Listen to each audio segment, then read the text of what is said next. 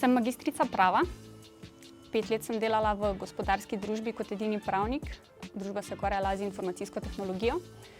Potem sem se odločila za spremembo karierne poti, ker sem želela pridobiti več znanja na svojem strokovnem področju. Zato sem danes odvetniška pripravnica v uspešni odvetniški pisarni. V prostem času se rada ukvarjam z športom in glasbo. Od vrednot pa mi je najbližje mogoče integriteta, ker so zanjo potrebne določene predpostavke, po moje, ki so vsaj zadostno znanje, samozavest in stabilnost. Za te značilnosti pa si prizadevam.